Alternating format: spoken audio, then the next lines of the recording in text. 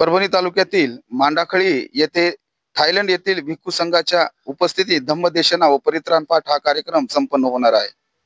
6 October रोजी Thailand येथील भिक्खू संघाच्या उपस्थितीत मांडाखळी येथील नियोजित महाबुद्ध विहाराच्या जागेवर हा कार्यक्रम संपन्न होणार आहे। त्या अनुषंगानेच आज या कार्यक्रमाच्या सभामंडपाच्या भूमिपूजन सोहळा संपन्न झाला।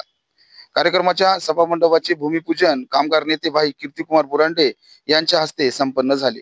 या प्रसंगी भंते मोगलायन यांनी उपस्थित सर्वांना त्रिशरण पंचशील दिले। कार्यक्रमाचे आयोजक धम्मदूत डॉक्टर सिद्धार्थ हातेंबरे यांच्या मार्गदर्शनाखाली या कार्यक्रमाचे नियोजन चालू आहे। या प्रसंगी इंजिनियर अरविंद भक्ते, राहुल कुमार साळवे, सुधीरजी कांबळे, गौतम साळवे यांच्यासह मांडाखळी पंचक्रोशातील उपासकांची यावेळेस उपस्थिती होती। यावेळी कार्यक्रमासंदर्भात नियोजन समितीची महत्त्वपूर्ण बैठकही संपन्न झाली।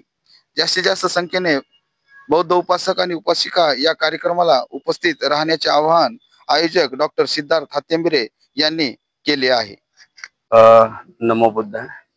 सर्वप्रथम चालू असलेला वर्षवासाचा कालखंड आणि या वर्षवासाच्या कालखंडामध्ये सर्वप्रथम आपल्या चॅनलच्या प्रती आणि सर्व उपस्थित उपासकांच्या प्रती या ठिकाणी मी मंगल कामना, मैत्री, सद्भावना व्यक्त करतो की खरं पाहिलं तर पाठीमागे आम्ही म्हणालो की बा दुर्लभ व दायको अशा प्रकारचे सिद्धार्थ भाऊ हातेंबरे सरांसारखे एक दायक निर्माण होणं ही काळाची गरज आहे।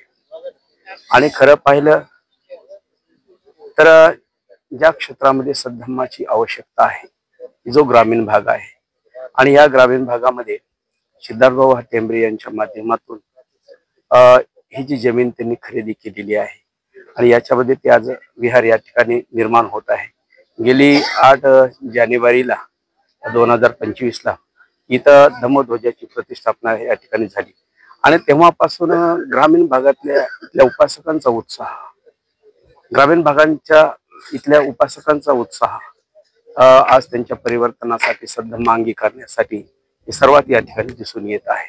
आणि म्हणून एक अत्यंत महत्त्वाचं आहे की गेल्या वर्षवासाच्या म्हणजे आषाढी पौर्णिमेपासून प्रत्येक महिन्याची ग्रामीण भागातून पौर्णिमा त्या ठिकाणी केली जाते आणि प्रत्येक पौर्णिमेला या ठिकाणी धम्म उपदेश केला जातो आणि दिवसेंदिवस आता संख्या या ठिकाणी वाढत चाललेली आहे। आणि दुसरा विषय की आता समापन सुद्धा ह्या अश्विन पौर्णिमेला आहे आणि या निमित्त खरं पाहिलं तर आज दुर्लभ पबज्जो परिवर्जक सुद्धा मिळणं, प्रयोजकाची धम्मदेश नायक नाही सर आपण पाहिलं असेल गेल्या 8 जानेवारीला आपण परभणी शहरात तिथं 10 एकर मध्ये या परिसरामध्ये बुद्ध विहाराची निर्मिती करणार आहोत। आपण 8 तारखेला आंतरराष्ट्रीय भिक्खू यांच्या आणि हजारो बुद्ध उपासक उपासिका यांच्या साक्षीनं 8 जानेवारीला आपण धम्मध्वज दिनाच्या दिवशी इथे 50 फुटाचा आपण धम्मध्वज उभारून तिथं धम्माची चळवळ आणि गतिमान करण्याचं काम आपण या ठिकाणी केलं आहे। या परिसरात तेव्हापासून जर ह्या गावचे आजूबाजूचे सर्व गावकरी उपासक उपासिका या जर पौर्णिमेला आपल्या इथं धम्मदेशना वंदना सातत्याने घेत असतात।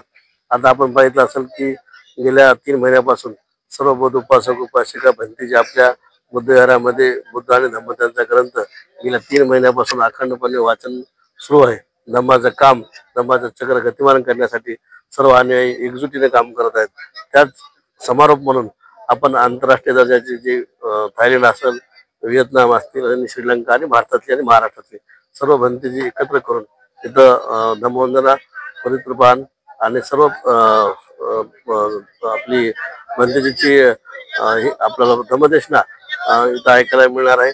आणि आमचं जे स्वप्न आहे बाबासाहेब आंबेडकर यांनी ज्यावेळेस आम्हाला धम्माची दीक्षा दिली त्याला 69 वर्ष पूर्ण झाले 2 ऑक्टोबरला आणि ते धम्माचं चक्र गतिमान करण्यासाठी, भारत बुद्धमय करण्यासाठी हे आमचं पाऊल उचललेलं आहे। भाऊ, परभणी जिल्हा धम्म चळवळीच्या बाबतीत आज आपण मांडाखळी सारख्या ठिकाणी आंतरराष्ट्रीय बुद्ध विहाराची निर्मिती करत आहात। काय सांगाल या निमित्ताने की ही चळवळ जी बाबासाहेबांना सांगितली होती ती पुढे नेण्याचा हा जो धम्मरथ आहे हे आपल्या हातून होता? नक्कीच आपण पाहिलं असेल की 2 वर्षापूर्वी परभणी ते चैत्यभूमी 580 किलोमीटरची धम्मपद यात्रा आपण थायलंडचे भंतेजी असतील, तथागत भगवान गौतम बुद्धांच्या 2500 वर्षापूर्वीचे हस्तकलश असतील ते घेऊन आपण परभणी ते चैत्यभूमी असं मार्गक्रम करून ती यशस्वी केली आणि परभणीपासून धम्माची क्रांती आणि धम्माचं चक्र गतिमान करण्याचं काम आपण पुन्हा जोमानं सुरू केलंय. आपण पाहत असताना हे 10 एकरचा परिसर पूर्ण आपण इथं एक आंतरराष्ट्रीय बुद्धविहार आपण येणाऱ्या काळामध्ये त्याचं मोठ्या प्रमाणात भूमिपूजन करणार आहोत. आणि जो बी भारतामध्ये आंतरराष्ट्रीय भिक्खू येतील, उपासक येतील, ते यात्राला निश्चितच भेट दिल्याशिवाय राहणार नाहीत. की मला तुमच्या माध्यमातून सर्व बौद्ध उपासक उपासिकांना जिल्ह्याभरातलं काय आव्हान कराल? सर्व बौद्ध उपासकांना मी एकच विनंती करतो की 3 थायलंड असतील, श्रीलंका असतील, व्हिएतनाम असतील, भारतातील सर्व भक्तीजी आपल्याला इथं प्रतिरण पाठ धम्मदेशनात आणि आशीर्वाद देण्यासाठी इथे येत आहेत. तर आपण सर्वांनी पौर्णिमा आहे त्या दिवशी तर आपण एक चांगला उपक्रम ह्या परिसरात घेतलेला आहे आणि सर्वांना आशीर्वाद देण्यासाठी हे भक्तीजी येत आहेत. तर सर्वांनी बौद्ध उपासक उपासिका तरुण मित्रांनी या कार्यक्रमाचा लाभ घ्यावा अशी मी आपल्या माध्यमातून सर्वांना विनंती करतो. काय सांगाल भाई, आज आपण या कार्यक्रमाच्या होणाऱ्या 6 ऑक्टोबरच्या धम्मदेशना कार्यक्रमाच्या भूमिपूजन सोहळ्याला आज उद्घाटन होणार होता. काय भावना आहेत आणि काय आव्हान करावं उपासकांना आणि सिद्धार्थ हत्यांबेरे यांच्या निवेदनात होणारा हा कार्यक्रम काय सांगाल? या ठिकाणी डॉक्टर सिद्धार्थ हत्यांबेरे यांच्या पुढाकारातून मराठवाड्यातील किंवा महाराष्ट्रातून अतिशय भव्य दिव्य असं बौद्ध विहार या ठिकाणी होऊ घातलेला आहे. आणि त्या निमित्ताने तत्पूर्वी या ठिकाणी वारंवार या ठिकाणी कार्यक्रमाची रेलचेल सुरू झालेली आहे. येणाऱ्या 6 तारखेला या ठिकाणी मोठ्या प्रमाणात भव्य असे धम्मदेशनाचा कार्यक्रम आयोजित केलेला आहे. त्या धम्मदेशनेला थायलंड येथील बरेचसे भंतेजी भिक्खू येत आहेत आणि ह्या परिसरातील सगळ्या जनतेनं खरं तर त्या धम्मदेशनाचा लाभ घेणं गरजेचं आहे. आणि त्या निमित्ताने त्या 6च्या कार्यक्रमाच्या या ठिकाणी जे काही सभा मंडपाचं आज या ठिकाणी आमच्या हस्ते भूमिपूजन झालेलं आहे. तर ह्या निमित्ताने मी एवढंच आवाहन करेल या परिसरातील लोकांना की थायलंडचे भिक्खू असल्यामुळं ते वारंवार आपल्या परिसरामध्ये येऊ शकत नाहीत.